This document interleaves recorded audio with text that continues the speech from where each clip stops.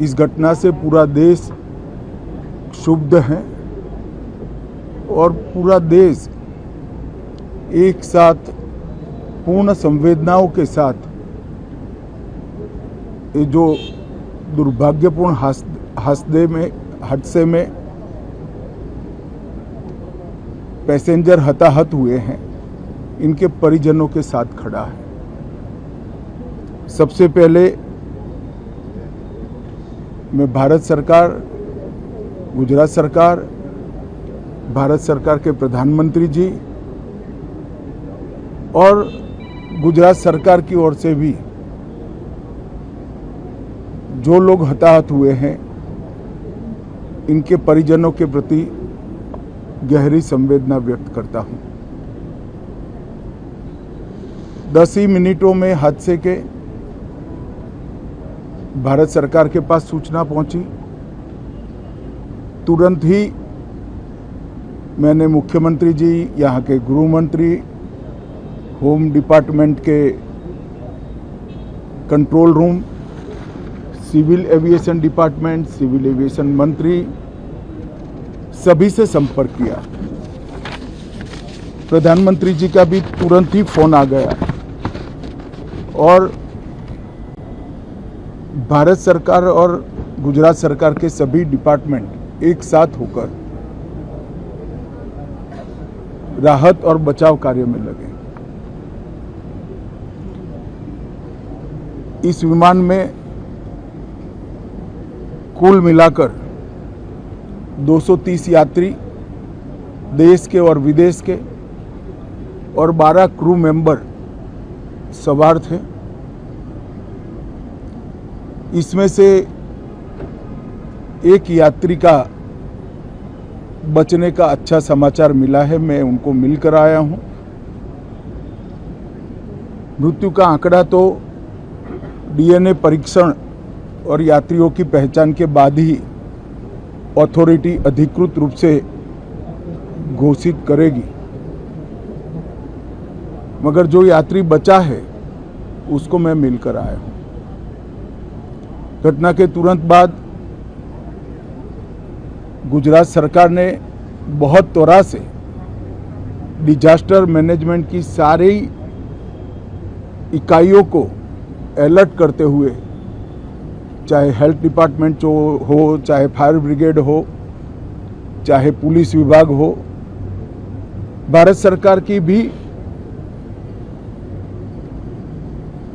CAPF को संपर्क कर सभी ने एक साथ मिलकर राहत और बचाव का कार्य चालू किया।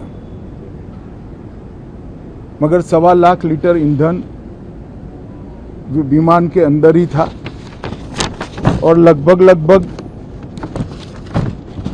गर्मी, तापमान इतना ऊंचा हो गया कि किसी को बचाने की मौका ही नहीं मिला। अब मैं घटना स्थान पर भी जाकर आया हूं।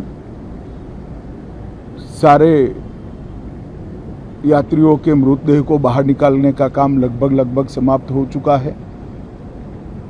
जितने यात्रियों के परिजन यहाँ पहुँच चुके हैं, वो सबका डीएनए लेने की कार्यवाही भी 2-3 घंटों में समाप्त हो जाएगी।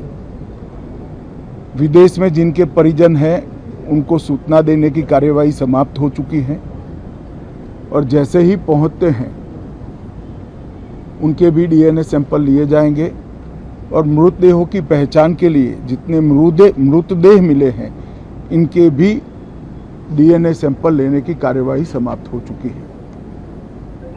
गुजरात में ही लगभग 1000 के आसपास डीएनए टेस्ट करने पड़ेंगे। ये सभी टेस्ट करने की क्षमता गुजरात में विकसित है, तो डीएनए टेस्टिंग के लिए कहीं गुजरात के बाहर जाने की ज़रूरत नहीं पड़ेगी। गुजरात की एफएसएल और नेशनल फॉरेंसिक साइंस यूनिवर्सिटी दोनों मिलकर कम से कम समय में डीएनए का परीक्षण पूरा करने के बाद परिवारजनों को अपना मृतदेह परिजन का मृतदेह सौंपने का काम करेंगे। उनके रहने की सुविधा उनकी सांत्वना की सुविधा, जिनको मेडिकल प्रॉब्लम ट्रॉमा के कारण हुए इनकी मेडिकल की सुविधा, ये सारी व्यवस्था बहुत सुचारू रूप से हो चुकी है। अभी रिव्यू मीटिंग में सारी व्यवस्थाओं को हम सब मंत्रियों ने साथ में मिलकर देखा है। एविएशन डिपार्टमेंट ने अपनी जांच शुरू कर दी है और जांच तेजी से आगे बढ़े इसके लिए भी एविएशन मंत्री जी ने सूचनाएं दी है। मैं फिर से एक बार राहत काम में जिन जिन एजेंसियों ने त्वरा के साथ बचाव और राहत का काम किया, वो सभी का धन्यवाद करना चाहता हूं।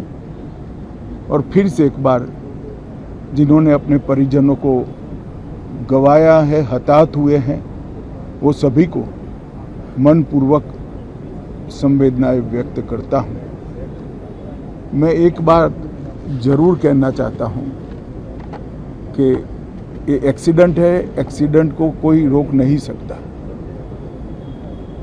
परंतु 365 दिन 24 घंटा इस तरह की घटना के लिए प्रशासन का जो अलर्टनेस है, उसकी कसौटी उसी वक्त होती है जब ऐसी घटनाएं होती है। और आज गुजरात के डिजास्टर मैनेजमेंट की तैयारियों का एक प्रकार से दुर्भाग्यपूर्ण तरीके से मगर कसौटी हुआ और बहुत त्वरा के साथ यहाँ पर काम किया गया, वो पूरे देश के मीडिया के सामने और परिजनों के सामने भी आया है। अंत में मैं फिर से एक बार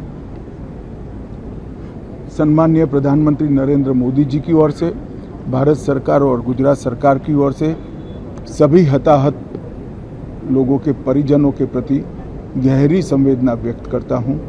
धन्यवाद। हमारे साथ जुड़े रहने के लिए सब्सक्राइब करें देश रोजाना के YouTube चैनल को और नई वीडियो की नोटिफिकेशन पाने के लिए बेल आइकन जरूर दबाएं। अगर आप ये वीडियो Facebook या Instagram पर देख रहे हैं तो पेज को लाइक और फॉलो जरूर करें और ज्यादा से ज्यादा शेयर करें।